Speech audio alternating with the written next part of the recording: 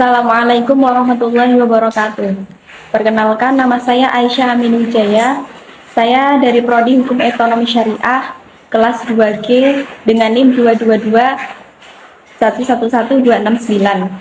Saya membuat video ini untuk memenuhi tugas Ulumul Hadis. Di sini saya akan menjelaskan mengenai signifikan munasabah ayat Al-Quran dalam tafsir pendidikan.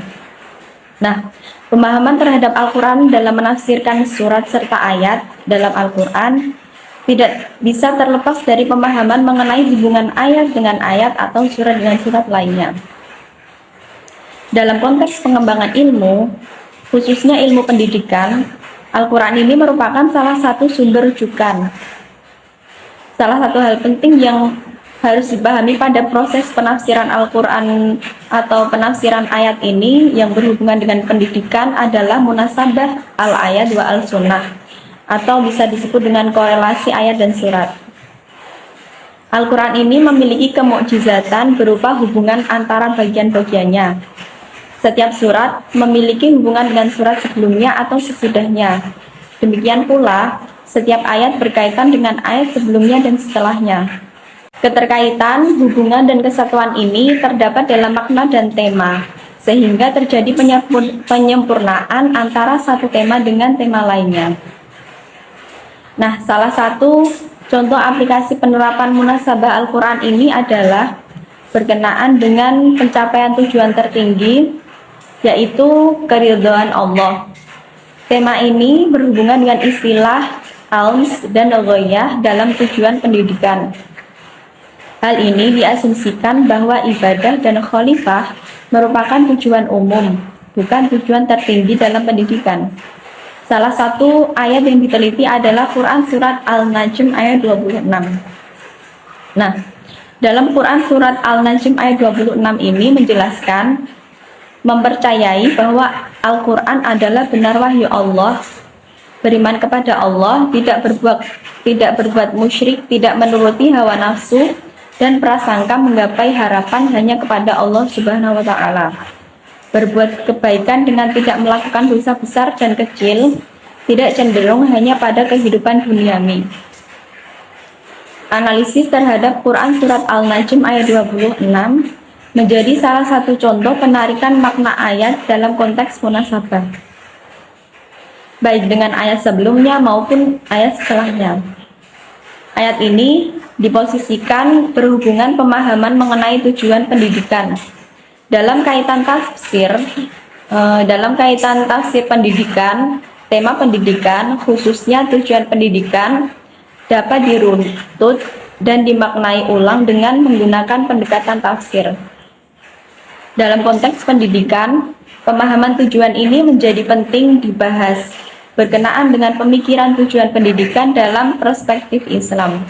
Di sini banyak pula pemikir yang sudah mencetuskan gagasannya mengenai tujuan pendidikan ini.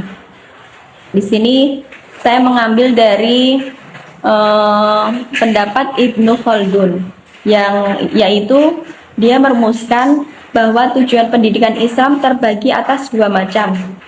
Yang pertama yaitu tujuan yang berorientasi ukhrawi, yaitu membentuk seorang hamba agar melakukan kewajiban kepada Allah Subhanahu wa Ta'ala. Dan yang kedua yaitu tujuan yang berorientasi duniawi, yaitu membentuk manusia yang mampu menghadapi segala bentuk kebutuhan dan tantangan kehidupan, agar hidupnya lebih layak dan bermanfaat bagi orang lain. Nah, Surat Al-Najm ayat 26 ini sebagai salah satu contoh ayat yang dianalisis melalui munasabah, memberikan warna dalam pemahaman mengenai kandungan ayat yang berhubungan dengan tema yang diusung. Makna ayat Al-Quran dinyatakan bahwa satu ayat dalam Al-Quran yang berhubungan dengan tema yang dikaji memiliki kesatuan makna dengan lainnya. Jadi temanya ini saling berkaitan. Ketika satu ayat diteliti, maka tidak hanya memunculkan makna untuk ayat tersebut, namun juga akan menimbulkan makna lain berdasarkan ayat-ayat lainnya. Jadi munasabah ini penting sekali untuk menafsirkan Al-Quran, karena munasabah ini adalah eh, keterkaitan ayat satu dengan ayat lainnya, ayat sebelumnya dan ayat sesudahnya, surat satu dengan surat lainnya, terus surat sebelumnya dan sesudahnya.